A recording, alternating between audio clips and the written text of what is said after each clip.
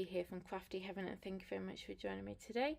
Today I'm going to be showing you how I made this cute little box which holds this gorgeous card that I have made for my niece for Christmas. So I've made this snow globe decoration piece to go on the card, and I've actually used a Simply Made Crafts shutter box die set. This is an old die set, but I'm sure you could create this without using a die set. And we just pull this and it opens up to reveal another cute penguin. How adorable is that? I absolutely love it. So Helen originally made this to create a shutter for a camera, and I just wanted to create something a bit different. I saw Lorne Fawn had created a die like this, and it was a snow globe die, and I thought I could create that with the Shutterbox die set. So I'm really glad it worked, and I absolutely love how this turned out. Then for the base of the snow globe, I just printed off a template off Google and just cut it out, and then I just used some of the beautiful stamps that I've had in my stash to decorate it. So this is a 5x7 card, and it does stand up. Obviously you'll have to use 300 GSM cardstock, and I've also used my Collall liquid glue to make everything nice and sturdy using that glue. So you can see there's a lot of dimension to this card, but I think it's so worth it and it's absolutely adorable. And then I've created a box for this card to go in. So like I said, this is going to my niece for Christmas. She is 1, and yeah, I just really enjoyed making this card.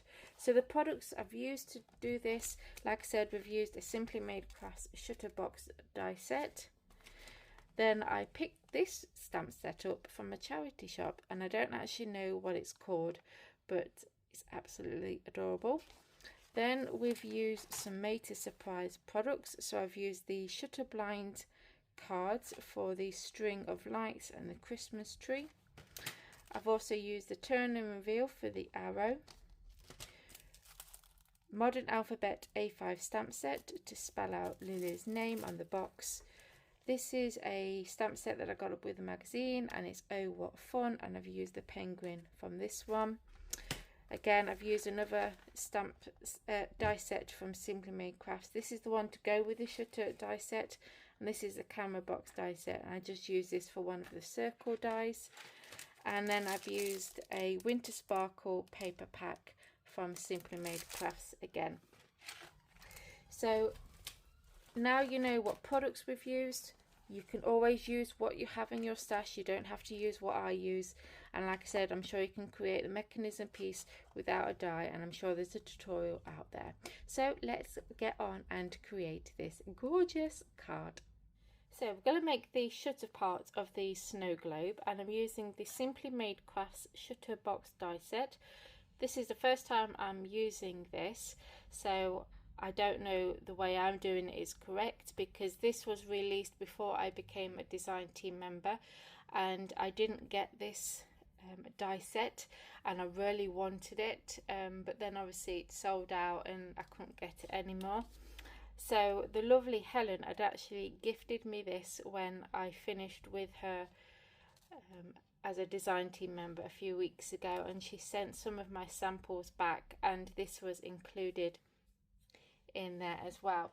And to go with this, there was this die set as well, which is the camera box die set. I did manage to get this on eBay, but as I said, I couldn't get hold of this one, and she had a spare one and she gifted it to me. So I was dying to have a play with it. So this is what I've made, and this one is actually going to go onto the card, and it obviously it's a bit flimsy at the minute because it's not stuck down, but it just opens and shuts like that. Okay, so this is the one I'm actually going to be using on the project. But to create that, I've cut all my pieces, and I would recommend doubling up everything, okay, just to make this nice and sturdy, because otherwise it would be a bit flimsy.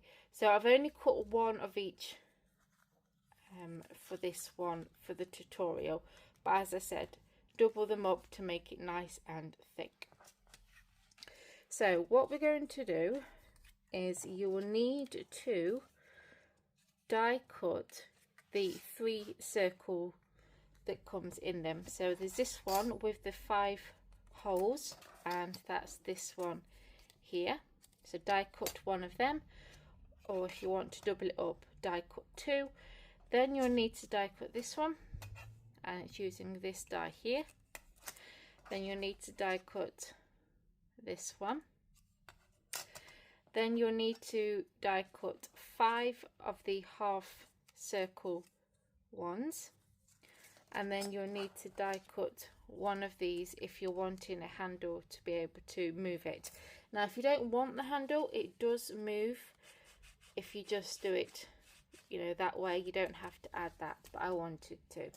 So go ahead and die cut all your pieces. As I said, die cut a few just to sturdy the whole piece up when it is finished. I've also die cut just a circle die, and this one I've done measures 3.5 inches. Okay, so you can do it the same size as this one, but I'm just done it a bit smaller. It doesn't really matter as long as it covers that hole there. Okay, so die cut that out as well. So now you've got all your pieces cut, let's start assembling it. So we're going to start off with the circle die that has the 5 holes, and then you're going to have the half circle ones as well. You're going to need some brads to assemble this, so I've got some small ones for this section, but then when we add this piece you're going to use some larger brads. So we're going to start assembling this together, and I'm just going to get rid of these little bits here. Okay, and we're going to get one, and we're going to line up one of these holes with this one and just line them up, and then place a brad through, and then just open those prongs. Don't do these sections really tight when you fasten the brads, because you want these to still move. Okay, then you're going to get another one, and you're going to line up this hole with this one, and you also want to make sure that all the half circles are facing the same way. So you're going to just place a brad through them again, open the back, and then you've got your 2 half circles, and you're going to continue doing that with the other 3 all the way. Okay, around. So it will now look like this. Then what you need to do is you need to add some larger brads, and it's easy to do this before you start assembling. So pop your larger brads and place them through the holes so the prongs are facing upwards. And then what we're going to do is we're going to fold these in. So we're going to bring that one over the top, then this one underneath, and then this one underneath that one, this one underneath this one, and then this one underneath there. So all the brads that we've popped through those holes, you will see them, and that's what it will look like. Then you're going to get the circle with the rectangle holes, and you're going to place those holes over the brads like so, and then you want to make sure that that center circle, everything you see in that center is all lined up. And then I'm just going to press it down, and then I'm going to fold the back of the brad over so that the ends line up over the rectangle. So if I'm going to lift it up, so can you see I've got them lining up over that rectangle piece there. And then again, I'm just going to go around, turn that, and then fold the prongs down, making sure that circle section here, everything is all lined up, and then you can press that down, and then you're going to continue doing that to the other three, making sure that this center hole, everything lines up. Okay, so I'm going to do that. Okay, so that's what it will look like, and then that's what it will look like on that side. So I forgot to mention, you will actually need to die cut 2 of these, because you're going to cover that one and also that side as well. So you need to die cut 2 of them. So you would glue that over the top, but you're going to add your glue just in between these areas. Do not get them on the bits that have the brads on, because otherwise it's going to stop your mechanism from working. So add your glue and then stick that one down, and then before you add your next one, you would get this piece, glue that on to there, and then add your second circle over that. Again, try avoid the brads, and then you'll stick that down, and then it will look like this. So that's what it looks like. And then I've got this on, and like I said, you don't have to have that on, you can just open it like that, but I wanted to add that. So there we go. So as you can see, having the extra layers of card makes it a lot more sturdier and less flimsy. So then what I'm going to do now is get that circle that is 3.5, and I'm placing it on the back, and I'm just going to center that, hold that in place, turn that over, and then draw around this center piece, and then you can stamp your image within this circle bit here. Okay, so I'm actually going to do that. I'm going to do my stamping and colour in my image, and then I'm going to glue this straight to the back. Okay, so I've finished the mechanism part off by just adding some patterned paper and some white card to give that snow effect on the bottom.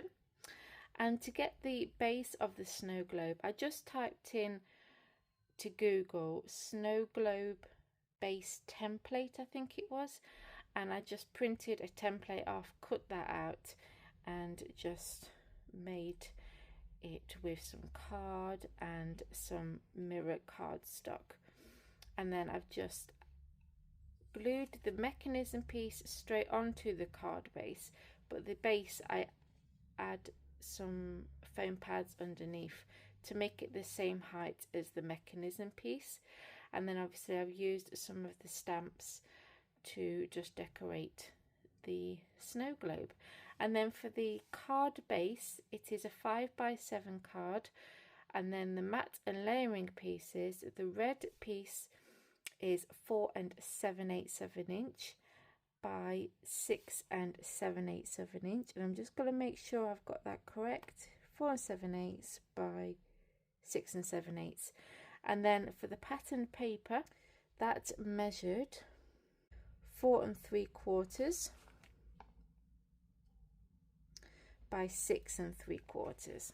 Okay, and then again I just cut some white card, did some like a wave across with some scissors to give that snow look, and then I just went around with my roller, which gives the effect that you've done some stitch lines, and then just add some snowflakes, some enamel dots, and then I've got the Merry Christmas and then Lily's name on there, and I just think it's turned out so nice. I absolutely love it. So I've also put an arrow on there so they know to pull this and it opens up like that. How cute! So obviously this won't fit into a standard envelope, so I'm going to make a box for it to be put in. So for the base of the box, this piece measures 7.5 by 9 3/8, and along the 7.5 inch side you will score at 1 inch and 6.5. Then on the long side you will score at 1 inch and 8 3/8 of an inch. You can see I've already cut out the notches, and then on the inside of my base I've added a piece of cardstock with Collall liquid glue, so then this makes the base really sturdy. So this piece measures 5.25 by 7 1/8, so that's made it nice and strong. And then for the lid, this piece measures 7.25 by 9, and for this one I'm going to bring in my scoreboard because I scored this slightly different. So if I put it on the short side, which is a 7.25 inch, I'm going to just get my scoring tool and I'm going to lift this up to show you. Right up into that corner, and then you want to move the paper to the 1/8 of an inch mark, so the edge of the paper lines up with that first notch here. Then you will score at 1 inch and 6.5. Okay, then on the long side again, put it right up into that corner and then move over to that first notch in your scoreboard, which is the 1/8 of an inch, and then you will score at 1 inch and 8 3/8. Okay, so next we want to fold on our score lines and use your bone folder to give them a good press. And then we want to do some trimming on here, which is the lid. I've cut the 2 notches out on the corners here already, and we're going to do the same on this side. So you'll see here you have these 2 squares in each corner, and we're going to cut up this score line here, okay, to this horizontal score line, and then we're going to give this tab a trim. So we're just going to angle your scissors and just take a notch out like so. Then you're going to do the same this side. So we're going to cut up this score line to this horizontal score line and take a wedge out of that one. And you'll do the same for that. So to assemble this, we're going to add glue to the outsides of these tabs, and then we're just going to fold your corners up like so.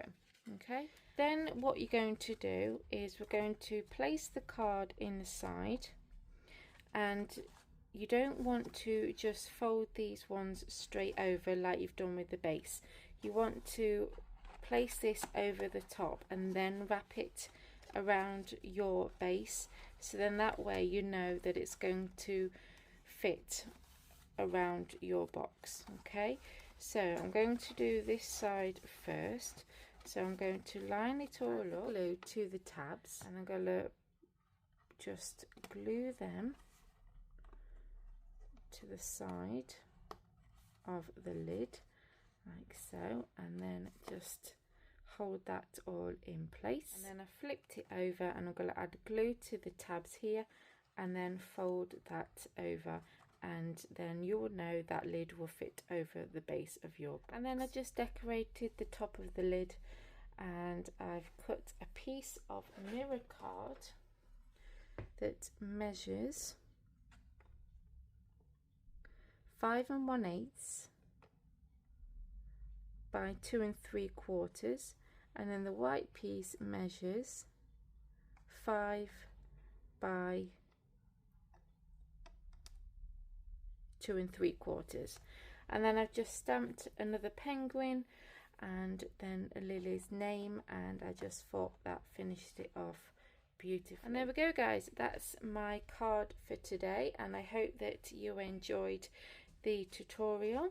As always, if all the products are still available, I will link them down below, but I know that some people who have bought Simply Made Crafts products or Made to Surprise, even if they are old stock and you can't get them anymore, it's always nice to revisit those products, because then, you know, they can go back and use them. So, but you could, you know, adapt this and make it without dies. I'm sure there's tutorials out there where someone's made this without dies, so there's always a way to make this card. So anyway, I hope that you enjoyed this tutorial. If so, then please give me a big thumbs up. Please continue to support my channel by hitting that subscribe button. Till next time, guys, take care. Bye.